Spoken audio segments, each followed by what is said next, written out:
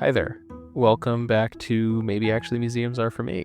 I'm Alex Pavljuk, the Digital Content Strategist here at MAM, and I kind of just want to jump right to the chase a little bit more directly than usual. So today I'm going to be joined by Ira Wagner, the Executive Director of the Montclair Art Museum. But first, here at the museum, we've been trying our best to understand our role, place, and purpose as it relates to our beliefs and values as a cultural institution and nonprofit. Much of that ultimately comes down to our mission statement, which we went through a very long and important redevelopment initiative last year. So, our mission here at the Montclair Art Museum is that through art, we create experiences that inspire, challenge, and foster community to shape our shared future. I think, the reason we're bringing this up this episode is that it's important to make clear, especially now, that our commitment to progress, empathy, community, and creativity are unwavering, and that respect, collaboration, engagement, and education and inclusion will continue to be the defining factors which drive the vision of our institution. And with that said, our Executive Director, Ira Wagner, is here to help us answer the question, why community involvement matters.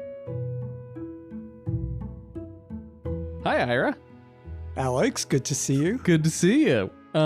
First things first, welcome back to Maybe Actually Museums Are For Me. Like Ira just said, I'm Alex Pavljuk. I'm the Digital Content Strategist here at the Montclair Art Museum. In the cold open, we kind of talked about, our mission and the place in the community that the museum kind of stands and look to and find both community and maybe through our art purpose, with relative uncertainty kind of in the air, what this museum can mean for people in Montclair, especially, these days. Sure. Well, I think, as you said, there is an air of uncertainty out there, but what I look to is really back to our mission statement and our vision and values. And I think those speak to the work that we've done and to the work that we are committed to continuing, which I hope will be a respite from some of that fear and uncertainty for people. I think they're values that we all would accept as important. And I know that our staff and our board and all the people involved in the museum, the docents, the various volunteers, really do know those values and carry them out in the work that they do. And I think they're values that are shared across the community and that Absolutely, people can look to us to continue them and to be a source of strength and as things around them change. Yeah.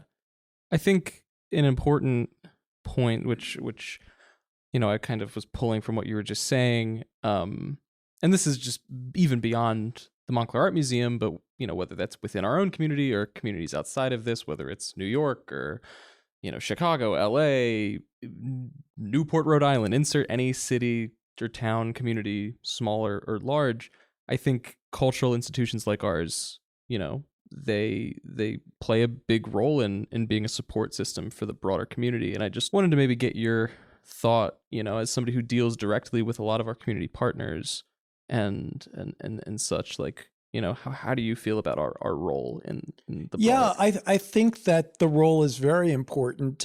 It's certainly a place where people can come together. Art is a unifying theme, but we stretch quite broadly in terms of the programs that we offer and offer that as a way of, again, bringing people from very diverse backgrounds together to mingle with each other, to learn about each other. And I think what's wonderful about the art museum and its role in the community is it's a place where those kind of things are happening day in and day out and week in and week out for a whole range of people. And there are certainly many other institutions that play roles like that, but very few, I think, have as broad a reach as the art museum for as an extensive part of the year as we do. Yeah, and it's also, I think, one of the things that I always come back to when I think about our place in the community and what we offer and what we always have offered. I think historically the museum has always largely been a place of belonging and inclusivity, and I think our relatively recently revised mission statement last year reflects that. How do you feel like we've evolved, and do you think that continued effort of progress is special? I do actually. And I think that in March, it will be 5 years that I've been doing this. And I think one of the things that I tried to bring to the museum, which I think is special I didn't have a museum background, so in some ways this might be a little bit unfair, but I can't directly compare us to other museums. But my impression has been that museums are fairly hierarchical, fairly siloed across departments, and probably slow to respond to their communities. Mm-hmm. And I think what I've tried to bring about, and I do feel proud of it and successful, because I think I see all our staff react in the same way, is to figure out what we can do, respond quickly, be available and accessible to people that we collaborate with. And in fact, collaboration is one of our values. And I think the proof is the fact that, we continue to offer these events, programs with our partners, and that we continue to get people coming to us and say, we see the museum as an important institution, as the place where we would like to assemble and tell people about our culture or our group or our mission. And we'll, if the date's on our calendar and it's open, we'll do it. Yeah. I think something that you kind of just spoke to, which for me personally has been the way that I've kind of, I guess, reflected on and handled, national news and landscape, was realizing that organizing on a local level is so important. And it's always been important. It's never not been. But one thing that kind of has really rung out, and I've heard a lot of people talking about the importance of, is mutual aid and being a bridge, and finding ways to work more locally, whether that's through blood drives or food drives or clothing donations. In what way does that mutual effort play in the work we do, and how further can we and are we advancing those efforts? Sure. Because good things and just impactful things happening from other community partners that are with us. Well, I think that working at the local level allows you to feel that you can have an impact and you can see the impact. Yeah. And it's not layers of bureaucracy. It's not, it doesn't cost a lot of money, for example, or lobbying or political donations. You can do it through the work. And there's so many volunteers, again, docents and others that are dedicated to the museum. I think that, a lot of this comes back to one of our core values, and it's really not a very surprising or in some way special word, but it is one that I think can make a difference in all our lives, and that's respect. Yeah. Yeah. And respect for individuals, respect for groups of people, thinking about what that means, giving them a place in the museum, as we've done for people with various disabilities, by putting together, for example, the cafe, where we provide employment opportunities for people. And then many of those people who come in and work the cafe have really become members of what we call the MAM family. They take classes, they do artwork. I feel like they're my friends now. Yeah. And again, going to the local level of having impact, it's perhaps even smaller than that. It is so rewarding if you see that you have an impact on a single person, that somehow you've made a difference in their lives. And usually when you make a difference in one person's life, it is broader than that, It because reverberates. it's their family, it's their friends, it's their neighborhood, things like that. Yeah, you touched on one thing, which is, in retrospect, pretty obvious, being that we are an art museum. You spoke to the classes we have and the making of art, and I think one of the inherently different assets that we have as a cultural institution and can offer the community, because whether it's our friends at AAPI New Jersey or Latinos of Montclair or Out Montclair or any of our partner organizations, all of us have different things that we present and offer Montclair, and not just Montclair, but New Jersey, North Jersey, the metro Montclair. region. Yes.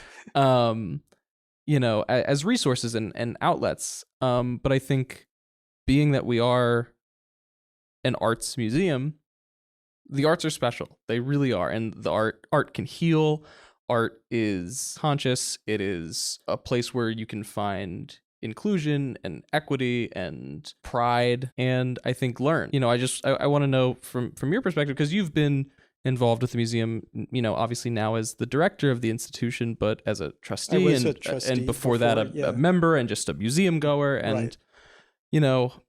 To you, like, what is the importance of not just the arts, but art education, especially now? Well, it is, it can be so rewarding, first of all. I think what people have to try and drop is a self-imposed barrier that I'm not talented enough, I'm not good enough to explore art or take an art class. I certainly feel that sometimes. Or people often say I'm not creative. Yeah. And I always challenge that, because I do believe everyone has that spark of creativity, and they just have to try and let it happen. I think our classes, we have wonderful teachers. There's certainly no judgment in our art classes. There's guidance, of course, but you don't have to take an art class with the idea that your art is going to be on the wall of an institution someday. I think I actually read a book, because I did study art and photography much later in life, but a book that was recommended to me. It's a very short book, but it's called Art and Fear. And the idea of the book is why people who study art actually stop making art. And I think it's often because what I just said, they didn't get their artwork to be accepted by the Museum of Modern Art or something. But that's an unreasonable goal. It might happen for some people, but what really is the joy in the art is the doing. And I still think, I'm a photographer, I'm happy when people see my photographs and like them, but the real joy is, for me, actually just going and taking photographs. Yeah. And that's how I feel about my writing. And if someone happens to like it or see it, or I have an opportunity to put a photograph in the show, that's a bonus. But it's really being out there. I'm sure as you write, you enter a different place mentally, a calmness, engaging with whatever your subjects is, whether it's urban life or nature or what have you. But you see things, your awareness rises. And so I do think art classes, it's just a special form of communication. And sometimes it's just communication with yourself, actually. I hope to talk with Gail about this a little bit deeper, but obviously, like, I want to, know what you think about this, because I certainly have my own perception on what it means to me. But in this moment, we have some pretty incredible shows on view right now, and I think that there's a lot to learn from those shows, about ourselves and about the communities around us, and maybe communities we don't necessarily understand or identify with. But Yes.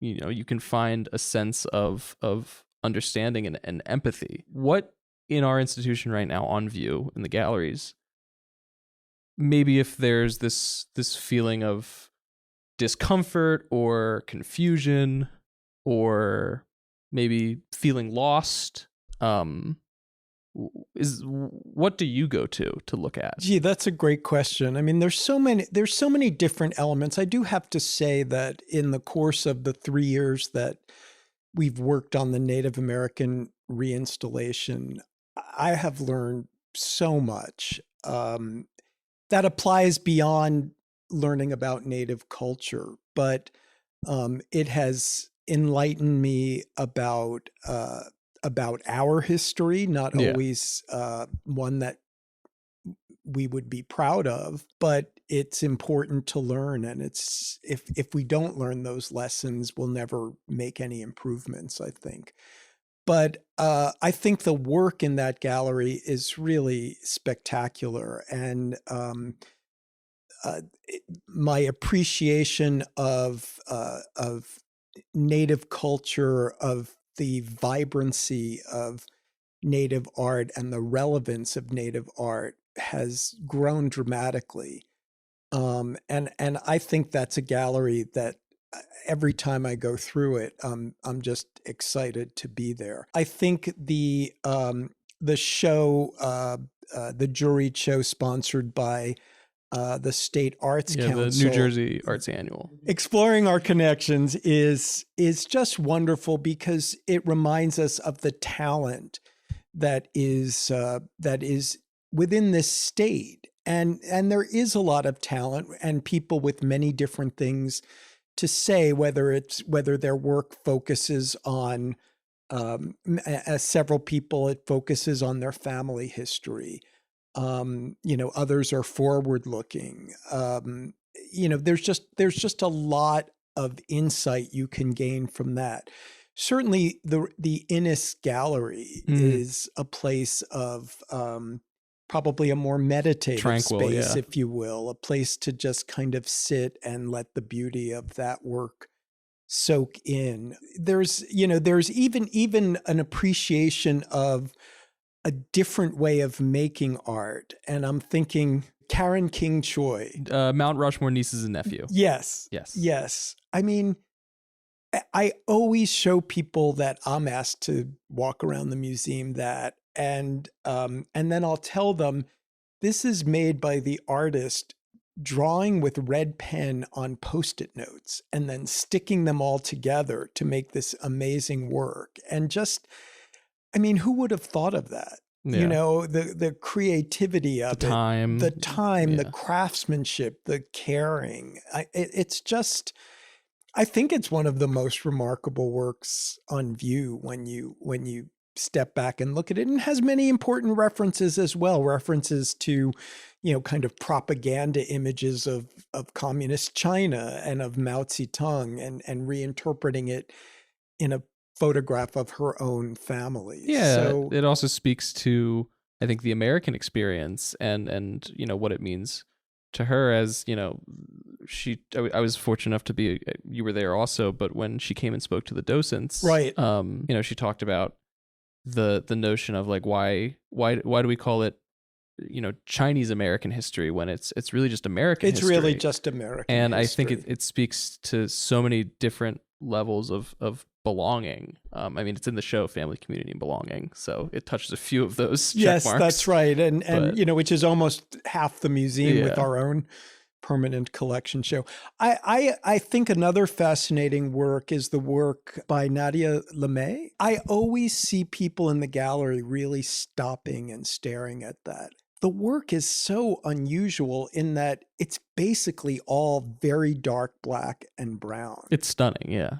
And it has so much detail in it, detail that you can never see in an image of it. You have to see it in person. But people are always stopping and looking at it. And I had the privilege, I mean, this has been one of the wonderful things about this job, is I went with our curators, both Laura and Gail, to look at and select that work. And so it is exciting to see people then respond to something. Really just enamored by it. Yeah. Many people, really do spend time with it, which is also great to see. Yeah.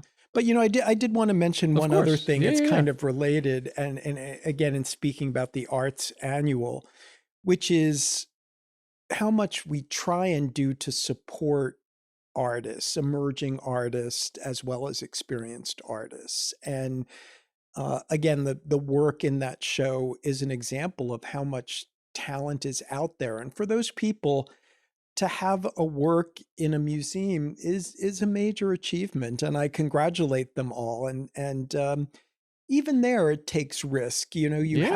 You have to prepare the image and submit it, and you're juried. And I can tell you from someone who submitted work to juried shows, no matter how much you've worked and how many times you might get into a show, there's always that disappointment if you don't. And you can sort of easily slide into the tendency, yeah, I'm not going to bother because I don't want to get another one of these, dear Ira letters. We love your work, but there were so many excellent entries and we just couldn't possibly select them. But we do that. And you just made the wonderful video about Terry Binder, Mm. who amazingly, started taking, this goes back to what we were talking about before, started taking art classes, I think 3 years ago. 3 years ago. Yeah. And I've kind of seen her in the museum through this period, and I've seen her work just develop, and it's really beautiful. And so we are trying to put artwork on every available space in the museum. We've activated the cafe, and she has a wonderful show there. And it's another place where I see people stop and really look at it. And she also told me about an opportunity that came up as a result, I believe, with a health provider who seeks work for their various facilities. Oh, yeah, nice. And they talked to her about submitting work, and they really liked it. And so it our putting her work up is, really start to a career, right? She's had not much art background. She took classes here. We put her work on the wall. Someone said, hey, why don't you apply to have your work in our institution? Yeah. So it's really nice to see. Yeah. Well, one last question, but thank you so Okay. much, Ira, Of for course. doing this. I think it's important to try and focus, especially in this moment, on how we move forward and remain engaged. And we've spoke largely to that being at a local level, which I think is incredibly important. But I think there's been, like we've talked about, fear and anxiety. But what are you excited about? What's I need some joy. That's interesting. Like what's both here at MAM and in Montclair or North Jersey or New York, the metro region, Yeah, look, and it is it is a challenging moment. I think where we all have to look deeply. One of the things that helps me a lot is being here every day. And I agree. When I'm doing the work that is valuable and important, it really does lessen or almost eliminate the anxiety and fear. You're just doing what you think is the right thing to do. I'll tell you, I don't know if this will happen, but I went to an art gallery on just this past Saturday, and it's only up through December, so I don't know if the podcast will make it where people could go and see it. But it's at Nicola Vassell Gallery in Manhattan, and it's a work that we're looking at to possibly acquire for the museum by an artist named Alteron Scumby.